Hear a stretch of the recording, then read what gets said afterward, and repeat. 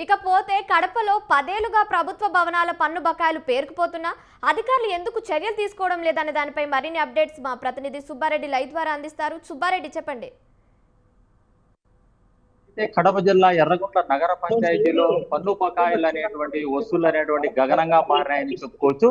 ఎందుకంటే సామాన్య ప్రజలు తమకు సంబంధించినటువంటి ప్రాపర్టీ ట్యాక్స్ ఏదైతే చెల్లించినటువంటి నేపథ్యంలో ప్రభుత్వ కార్యాలయాలకు సంబంధించి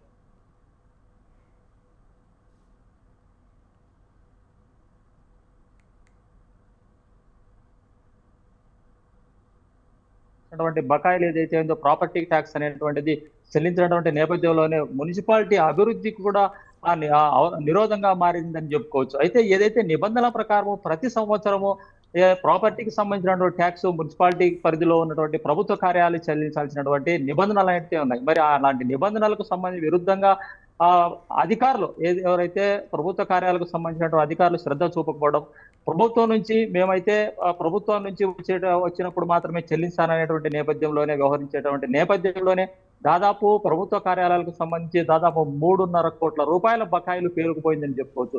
ఇది మున్సిపాలిటీ అభివృద్ధి ఏదైతే ఉందో అభివృద్ధికి సంబంధించి ఇది ఒక అవరోధంగా మారిందని చెప్పుకోవచ్చు.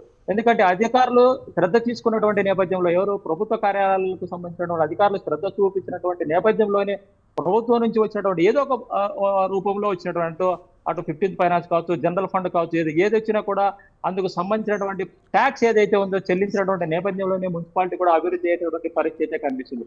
అయితే ఏదైతే ప్రభుత్వ కార్యాలకు సంబంధించినటువంటి చెల్లించినటువంటి ప్రాపర్టీ అయితే రైల్వే క్వార్టర్స్ కావచ్చు, రైల్వే స్టేషన్ కు సంబంధించినటువంటి దాదాపు 70 కోట్లు, అలాగే పోలీస్ స్టేషన్ పోలీస్ క్వార్టర్ కు సంబంధించినటువంటి 30 లక్షలు, అలాగే ఏదైతే కరెంట్ ఆఫీస్ కు సంబంధించినటువంటి ఏదైతే ఉందో కరెంట్ ఆఫీస్ కు సంబంధించినటువంటి స్టేషన్ కావచ్చు, సబ్ స్టేషన్, వీళ్ళు కూడా దాదాపు 50 లక్షల వరకు, అలాగే పోలీస్ క్వార్టర్స్ కు సంబంధించినటువంటిది, అలాగే రైల్వే స్టేషన్ కు, విద్యుత్ సబ్ స్టేషన్, మిగిలిన ఎంఈఓ ఆఫీసు, ఎంఆర్ఓ ఆఫీసు, వీళ్ళందరూ కలిపి దాదాపు 3.5 కోట్ల రూపాయల బకాయిలు పేరుకుపోయినటువంటి పరిస్థితి. మరి వీళ్ళందరూ కూడా శ్రద్ధ చూపకటువంటి నేపథ్యంలోని బకాయిలు పేరుకుపోయినాయనేటువంటిది కూడా ఒక విమర్శలు అయితే వస్తున్నటువంటి పరిస్థితి ఉంది. మరి ఈ వసూళ్లు ఎప్పుడైతే వచ్చినప్పుడే అభివృద్ధి కూడా మున్సిపాలిటీ అభివృద్ధి అనేటువంటిది కూడా జరిగేటువంటి పరిస్థితి. మరి అధికారులు శ్రద్ధ చూపకపోవడంతో పాటు అధికారులు వ్యవహరించేటువంటి నిర్లక్ష్యం వల్లనే గత 20 ఏళ్ల నుంచి బకాయిలు పేరుకుపోయినాయని చెప్పుకోవచ్చు. మరి ప్రభుత్వ కార్యాలకు సంబంధించినటువంటి ఉన్నతాధికారుల దృష్టికి తీసుకెళ్లారా, లేకపోతే ఉన్నతాధికారులు కూడా దీనిపైన శ్రద్ధ చూపడం లేదా అనేటువంటిది కూడా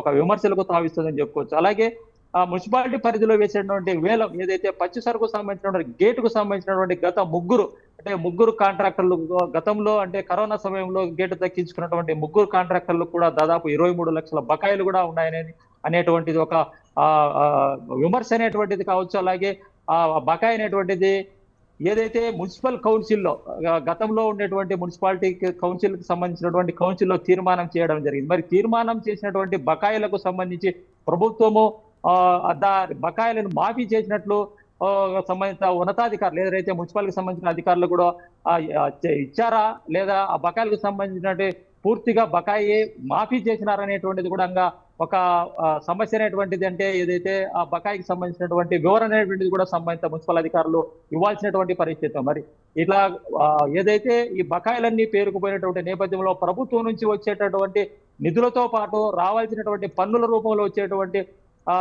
ఏదైతే పన్నులు వచ్చి సకాలంలో వచ్చినటువంటి నేపథ్యంలోనే మున్సిపాలిటీ అభివృద్ధి చెందుతుంది. కానీ ఎక్కడ బ్లాక్ అయిపోయినా కూడా అభివృద్ధి అనేటువంటిది జరగకపోవడంతో పాటు ప్రజలు చెల్లించేటువంటి ట్యాక్సులు, ప్రజల నుంచి ఏ ఒక్క నెలకు పన్ను చెల్లించకపోయినా, ఒక్క సంవత్సరం పాటు చెల్లించకపోయినా, మధ్యలో ఏ నెల చెల్లించకపోయినా కూడా మున్సిపల్ అధికారులు సంబంధిత సామాన్య ప్రజలకు సంబంధించినటువంటి వాటర్ కట్ చేయడం కానీ, లేకపోతే వాళ్ళపైన ఫైన్ వేయడం కానీ, నోటీసులు ఇవ్వడం కానీ జరుగుతాయి. మరి ప్రభుత్వ కార్యాలయాలు ఇంత లక్షల్లో కోట్ల రూపాయలు బకాయిలు పేరుకుపోయినా ఎందుకు మున్సిపల్ అధికారులు నిర్లక్ష్యంగా వ్యవహరిస్తున్నారు, ఎందుకు వాళ్ళకు నోటీసులు ఇవ్వడం లేదనేది కూడా ప్రజలు విమర్శిస్తున్నటువంటి పరిస్థితి ఉంది. అయితే ఏది ఏమైనా కూడా ఓవరాల్ గా చూసినట్లయితే మున్సిపాలిటీ అభివృద్ధికి అటు ప్రభుత్వ కార్యాలకు సంబంధించిన అధికారులు కావచ్చు, ప్రభుత్వ అధికారులు సహకరించాలి. ప్రజలు ఏ విధంగా పన్నులు కట్టి అభివృద్ధికి సహకరిస్తున్నారో ప్రభుత్వ కార్యాలకు సంబంధించినటువంటి అధికారులు కూడా ఉన్నత స్థాయి అధికారుల దృష్టికి బకాయిలు తీసుకెళ్లి తాము చెల్లించాల్సినటువంటి లక్షల రూపాయల బకాయిలను ఉన్నతాధికారుల దృష్టికి తీసుకెళ్లి ప్రభుత్వ దృష్టికి తీసుకెళ్లి